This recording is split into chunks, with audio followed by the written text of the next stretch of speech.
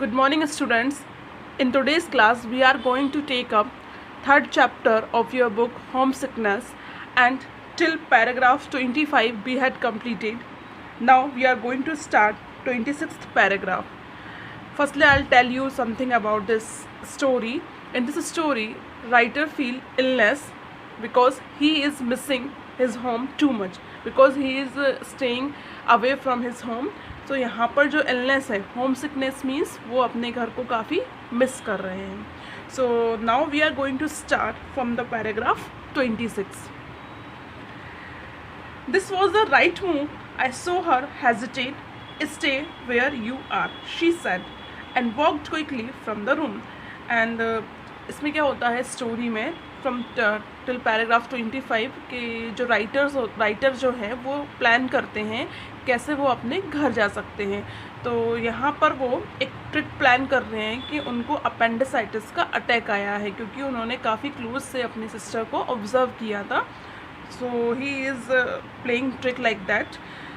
So this was right move. तो वहाँ पर वो कहते हैं कि जहाँ वो मैट्रन जो होती है वो उनको देखने आती हैं, वहाँ पे जो नर्सेज होती हैं हॉस्पिटल में स्कूल के, तो वो वहाँ पर उन्हें देखने आती हैं.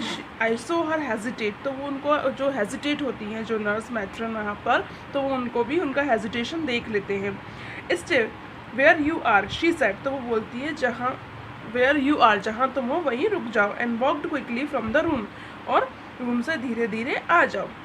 She had a nurse's training. She did not want ruptured appendix on her hand. चूँकि वो नर्स की ट्रेनिंग पे थी, ट्रेनिंग पीरियड में थी वहाँ पर वो, तो वो अपने हाथ में कोई अपेंडिक्स का, जैसे होता है कि वो कोई भी चीज़ अपने हाथ में कहीं शायद ऑपरेशन करना पड़े, रैप्चर्ड मीन ब्रोकन और burst. So she don't want a burst appendix on her hand. तो वो अपने हैंड्स में कुछ लेना नहीं चाहती थी, वो उसको वहाँ पर टैकल नहीं करना चाहती थी. Paragraph 27.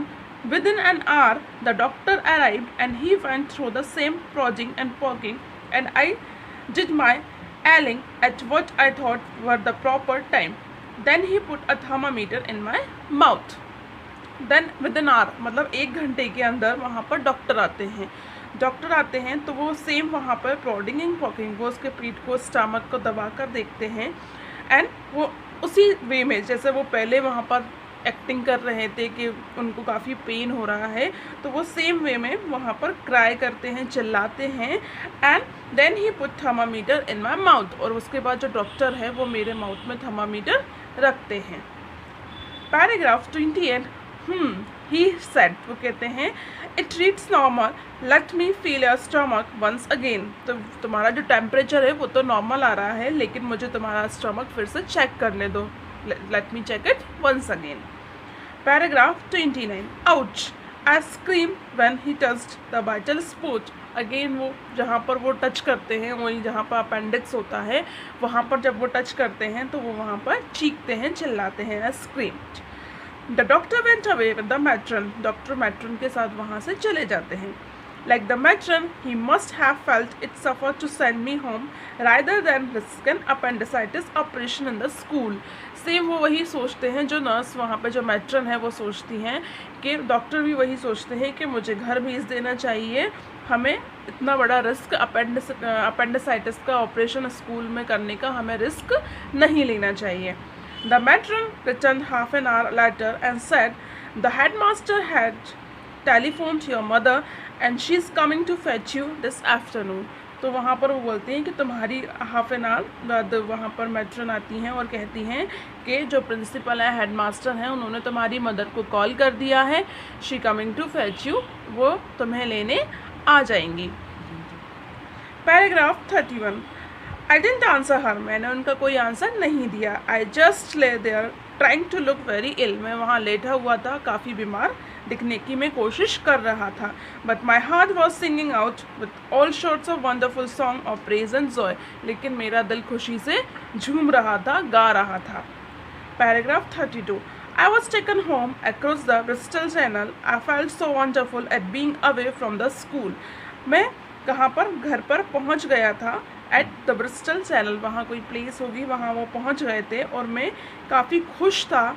I feel so wonderful on that time for at being away from the school. वो घर पहुंचकर स्कूल से दूर जाकर काफ़ी खुश थे.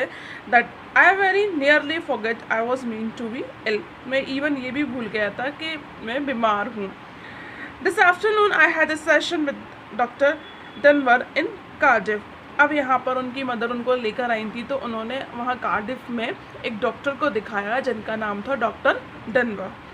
And I tried the same trick all over again. और मैं दोबारा वही ट्रिक फॉलो करने की कोशिश कर रहा था कि मैं बीमार हूँ. But doctor Denver was far wiser and more skillful than either the matron or the school doctor. लेकिन जो डॉक्टर डेनवर थे वो काफ़ी स्मार्ट थे, काफ़ी वाइजर थे comparison than the matron of the school and the doctor of the school. Paragraph 33. After he had prodded my stomach and I had done my ailing routine, he said to me again. जब उन्होंने उनके stomach को finger से push किया, करके देखा उन्होंने वहाँ पर टच, तो उन्होंने वापस वही चीख उनके मुंह से निकली, वो एक्टिंग जो कर रहे थे.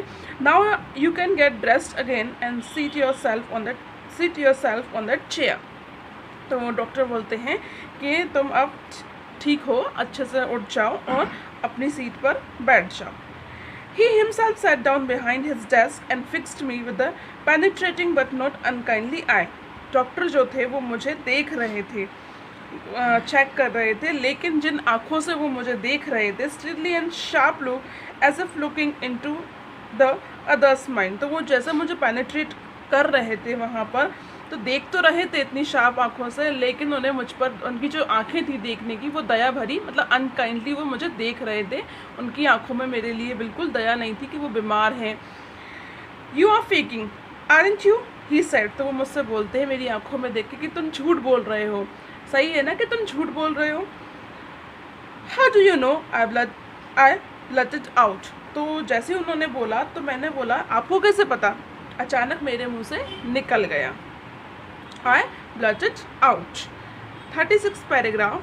Because your stomach is soft and perfectly normal. उन्होंने कहा क्योंकि तुम्हारा जो स्टमक है वो बहुत सॉफ्ट है और बहुत नॉर्मल है.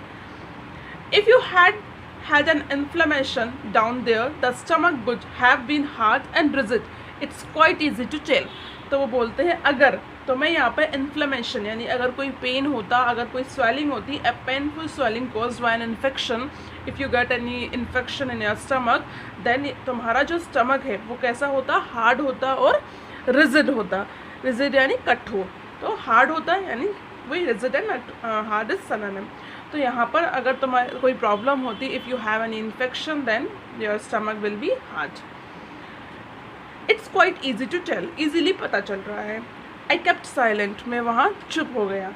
आई accept you are homesick, he said. उन्होंने कहा शायद मुझे ऐसा लग रहा है कि यू आर होम सिक, कि तुम्हें होम सिकनेस है. I know that miserably. तो मैंने सिर हिलाया, दुखी होकर सिर हिलाया. Everyone is at first, he said. उन्होंने बोला शुरू में सभी को होता है. You have to sick it out. तुम्हें इससे बाहर स्टिक इट आउट, तुम्हें इससे बाहर निकलना होगा. Face N unpleasant situation with courage and patience. तुम्हें थोड़ा सा पेशेंस के साथ इस सिचुएशन को हैंडल करनी होगी. And don't blame your mother for sending you away to boarding school. और इसके लिए तुम्हें तुम्हारी मदर को भी ब्लेम नहीं करना चाहिए. She insisted you were too young to go. क्योंकि उन्होंने तुम्हें, अब तुम बड़े हो गए हो और अब तुम बच्चे नहीं हो, तो उन्होंने तुम्हें भेजा है तो कुछ अच्छे के लिए भेजा होगा. But it was I was persuaded her. It was the right thing to do. Persuaded means made her change her mind through request and arguments. तो वो बोलते हैं but it was I who persuaded her. तो वो सोचते हैं कि मैं हूँ जो उन्हें कन्विंस कर सकता हूँ, लेकिन जो उन्होंने किया है वो सही किया है. Life is tough. लाइफ वो टफ है. And the sooner you learn how to cope with it the better for you. और तुम जल्द ही सीख जाओगे कि तुम्हें इससे कैसे डील करनी है. How can you deal with it. This is the situation and you can easily come to know about how you can handle it. Paragraph 41. What will you tell the school? I asked him trembling. घबराते हुए मैंने पूछा, doctor से उन्होंने पूछा कि आप मेरे स्कूल में क्या कहोगे, क्योंकि वो डर गए थे राइटर कि इनको पता चल गया है कि I am playing trick here so उन्होंने वहाँ पूछा कि आप मेरे स्कूल में क्या कहेंगे. Paragraph 42. I say you had a very severe infection of the stomach which I'm curing with pills. तो वो डॉक्टर बोलते हैं, वहाँ उनको कॉपरेट करते हैं, डॉक्टर बोलते हैं कि कोई बात नहीं, मैं बोल दूंगा कि तुम्हें थोड़ा सा इन्फेक्शन है स्टमक में और वो मैंने उसको क्योर कर दिया है, तो मैं पिल्स देकर. ही आंसर्ड स्माइलिंग, वो हंसे. It will means that you must stay home for 3 more days. It will means मतलब इसका मतलब ये है कि तुम 3 दिन घर रह सकते हो, क्योंकि वहाँ डॉक्टर ने उनकी हेल्प कर दी, लेकिन उनको समझाया भी कि तुम ऐसा नहीं करोगे. But promise me you won't try anything like this again. Your mother has enough on her hands without having to rush over to fetch you out of school. कि मुझे प्रॉमिस करो, डॉक्टर बोलते हैं राइटर से, मुझे promise करो तुम इस टाइप का कुछ दोबारा नहीं करोगे, क्योंकि तुम्हारी मदर के पास तुम्हें लाने के अलावा, क्योंकि अब ऐसा तो हो नहीं सकता कि तुम्हें तुम्हारी मदर वापस स्कूल से लेने आ सके. I promise I said I will never do it again.